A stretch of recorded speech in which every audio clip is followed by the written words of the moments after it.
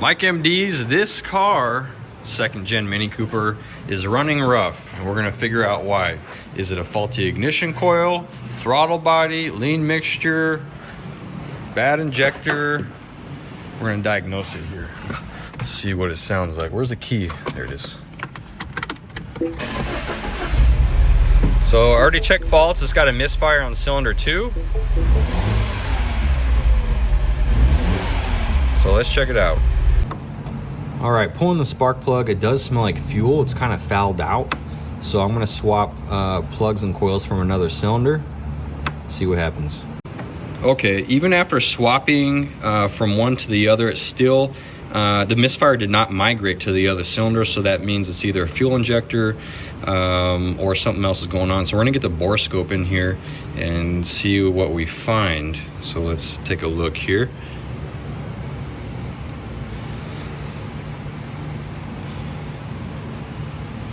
Look at the valves. They're known to get burnt on some of these models with a turbo.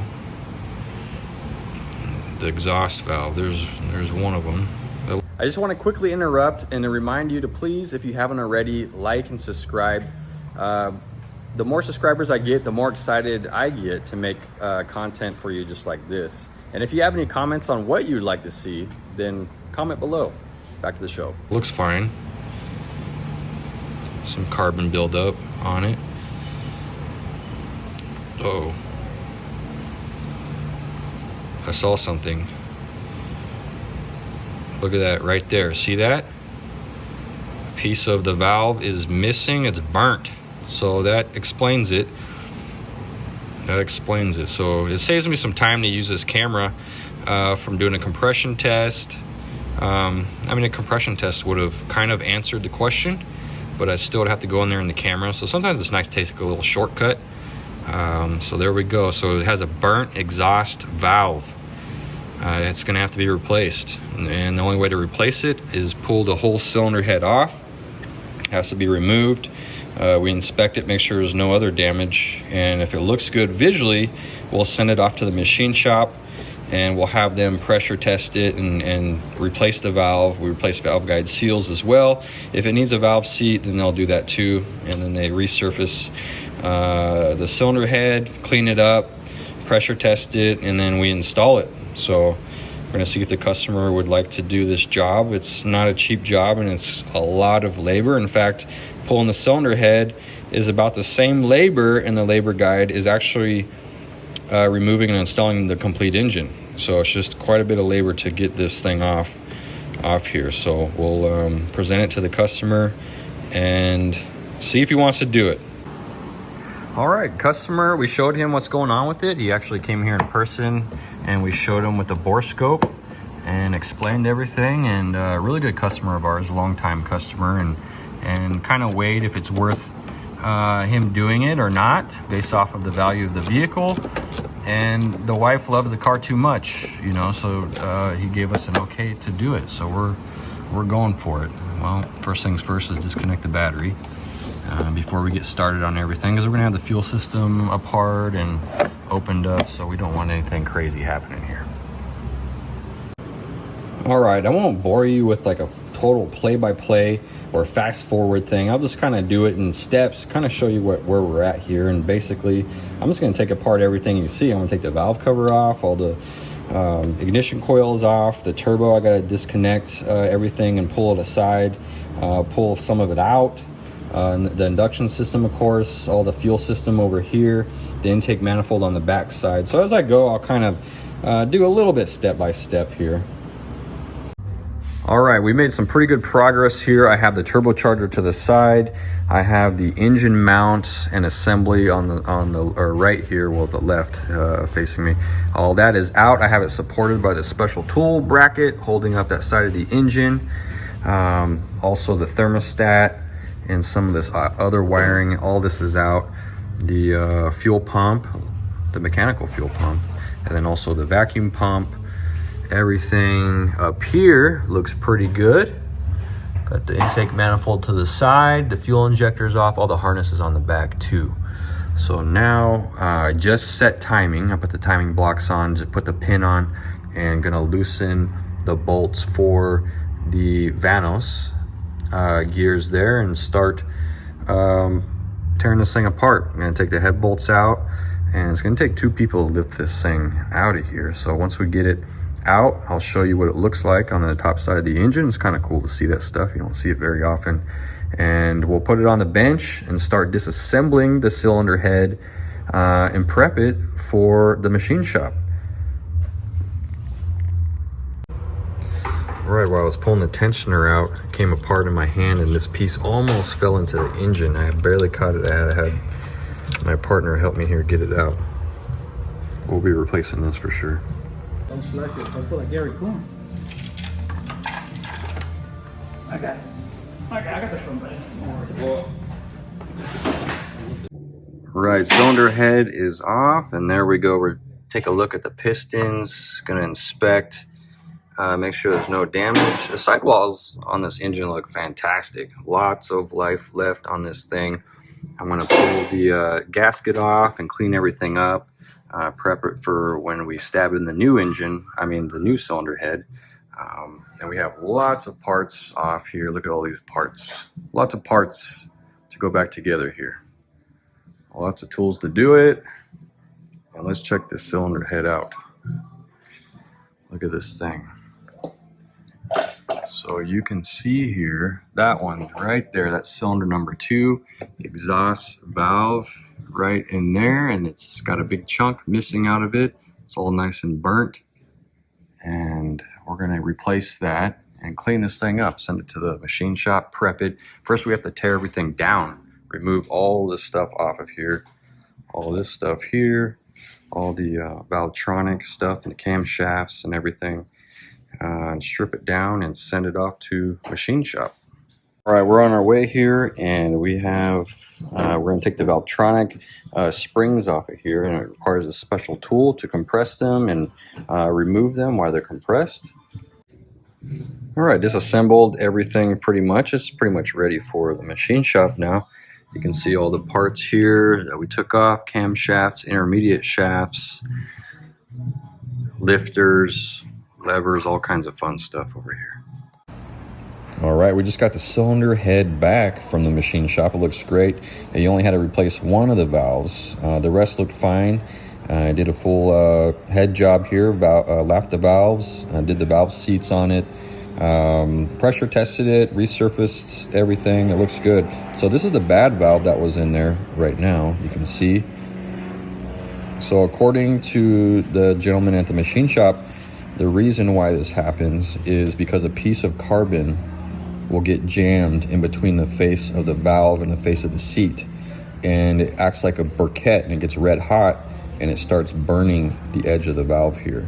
So if you look at it, the valve isn't broke. It's actually, you can see kind of like a jet hot melting action going on. And now the main cause is actually carbon buildup. The carbon buildup on some of these cars, this one isn't supposed to have it because it has a Valvetronic system, which is the variable valve lift. But what causes the valve to get like this is driving habits, like doing a lot of traffic driving, and then also doing using cheap gas will cause it, or low octane fuel will cause it. These engines need higher octane fuel, and they need to breathe. You need to get on it when you're, driving around, open it up every now and then, blow some of this stuff out of there. And because this timing chain kit looks old that's in the vehicle already, we're gonna replace it with a new kit here. It's got a chain, the crank bolt here, a new chain tensioner, the guides all right here, and the main sprocket that goes on the crankshaft. So it just makes sense to do it right now. It's a little bit of extra labor, a little bit extra time, but it's, we got to warranty this job, and we don't want to be having to go back in there because we're reusing this stuff. There's plastic in there. It just looks old, so we're going to do it. All right, pulling the old timing assembly out. It's looking pretty good. If there's broken pieces on this thing, then sometimes it can get stuck in the screen of the oil pump, and you want to drop the pan. There's a little piece that broke up here, but I broke that pulling the head off, and I was able to retrieve it, which is fine. So the old one just slides right in there, and you got to bolt the crank bolt in to a certain torque, and it's pretty easy. We're already there. Makes sense. All right, we've got the sprocket lined up down here at the crank with a new timing chain kit. And we're gonna put this nose on here,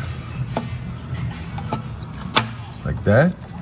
And the new crank bolt going in there.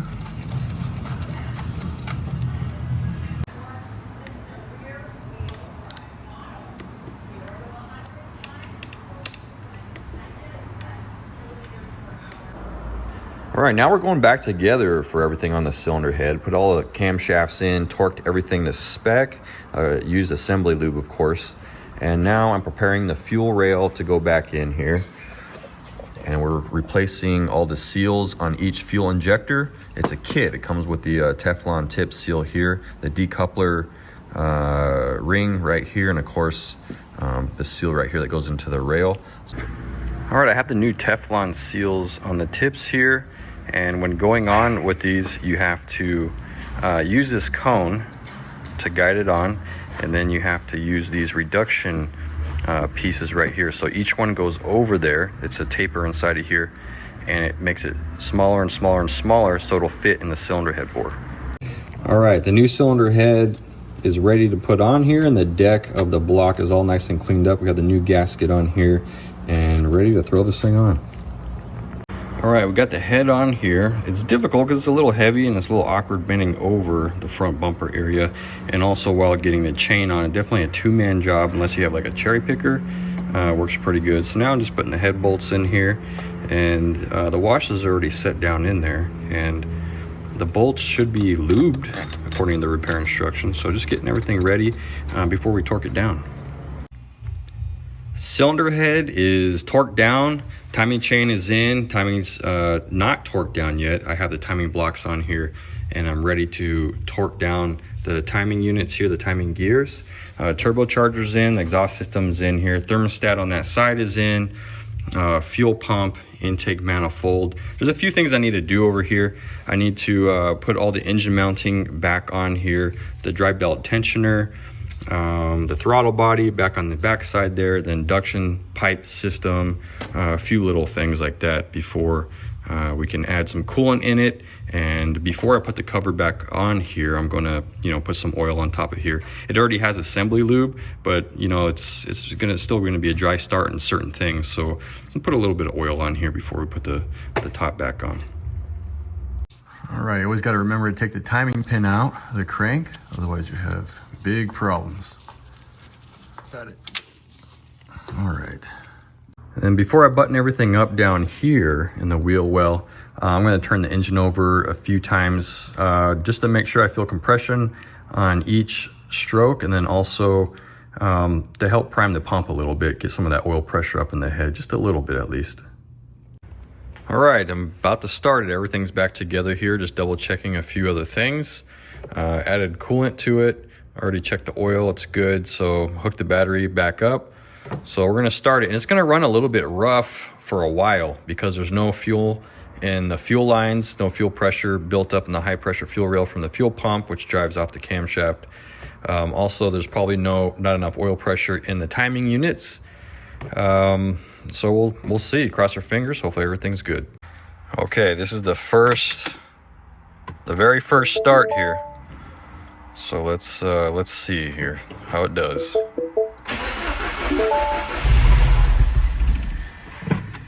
All right.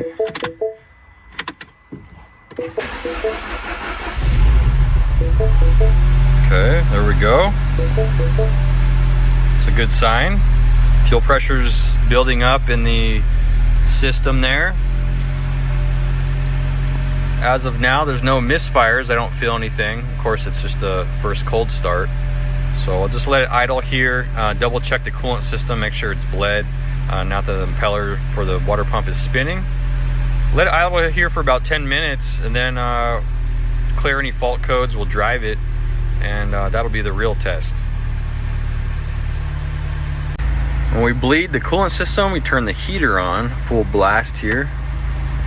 And that allows all the air bubbles to escape the heater core and do full loop around there.